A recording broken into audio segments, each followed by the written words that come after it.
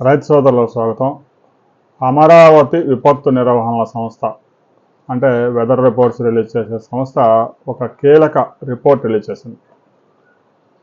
ఈ రోజు నుంచి రాబోయే 6 రోజుల పాటు నిప్పుల వర్షం కురవబోతా ఉంది. జనాలు జాగ్రత్తగా ఉండండి. ఇటు తెలంగాణలో, ఆంధ్రప్రదేశ్లో రాబోయే 6 రోజుల్లో ఈ సీజన్లోనే గరిష్ట ఉష్ణోగ్రతలు నమోదు కాబోతా ఉన్నాయి.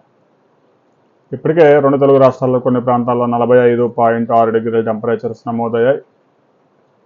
ఈ 6 డేస్లో 47 డిగ్రీల టెంపరేచర్స్ దాటిపోయే ప్రమాదం ఉంది. ఇక విజయనగరం, విశాఖపట్నం, శ్రీకాకుళం జిల్లాల్లో 44 నుంచి 47 డిగ్రీల గరిష్ట ఉష్ణోగ్రతలు, కడప, కర్నూలు, చిత్తూరు, అనంతపురం జిల్లాల్లో 42 నుంచి 47.2 డిగ్రీల గరిష్ట ఉష్ణోగ్రతలు నమోదయ్యే అవకాశం కూడా ఉంది. ఇక తెలంగాణలోని ఆదిలాబాద్, నిజామాబాద్, కరీంనగర్, హైదరాబాద్, సంగారెడ్డి, మేడ్చల్ ఈ ప్రాంతాల్లో కూడా 46 నుంచి 47 డిగ్రీల టెంపరేచర్స్ టచ్ అయ్యే అవకాశం ఉంది. ఇక ఖమ్మంలోని భద్రాచలం, సింగరేణి పరిసర ప్రాంతాల్లో అయితే 48 కూడా టచ్ అయ్యే అవకాశం ఉంది. అది అధికారికంగా ప్రకటిస్తారా లేదా అనేది కూడా మనం ఒకసారి పరిశీలించాలి. ఇక రాబోయే 5-6 రోజుల్లో ద్రోణి ప్రభావం కూడా కొంత చూపుతూ ఉంది. క్యుములో నింబస్ మేఘాలు కూడా ఏర్పడే అవకాశం ఉంది. ఇక ఋతుపవనాల ప్రభావం అయితే తెలుగు రాష్ట్రాల మీద ప్రస్తుతానికి ఈ వీక్లో ఉండే అవకాశం లేదు. ఈ ద్రోణి ప్రభావం, క్యుములో నింబస్ మేఘాలు ఏర్పడే అవకాశం ఉండడంతో పగలంతా విపరీతమైన ఎండలు, సాయంత్రానికి తెలంగాణ లాంటి ప్రాంతాల్లో వడగళ్లతో వర్షాలు విరుచుకుపడే ప్రమాదం ఉంది. ఇప్పటికే తెలంగాణలోని కొల్లాపూరు పరిసర ప్రాంతాల్లో బీభత్సం సృష్టించింది. రైతుల ధాన్యం కూడా కొట్టుకుపోతా ఉంది. కొంతమంది రైతులు కామెంట్ చేస్తూ ఉన్నారు, మా ప్రాంతాల్లో ఒక చినుకు పడలేదు.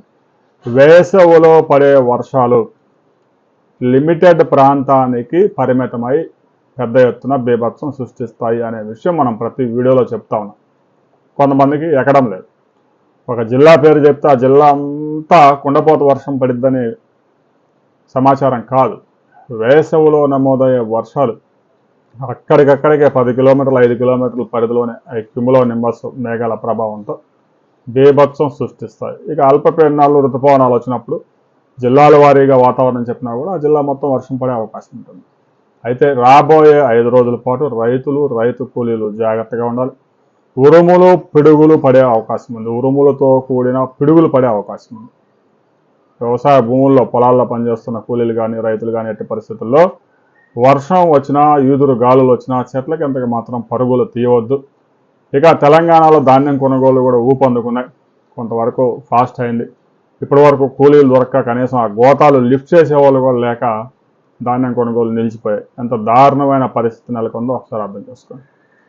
రాబోయే వారం రోజుల పాటు ఉదయం 10 గంటల నుంచి సాయంత్రం 4 గంటల దాకా అత్యవసరమైతే తప్ప బయటికి రావద్దని కూడా డాక్టర్లు హెచ్చరికలు జారీ చేస్తున్నారు.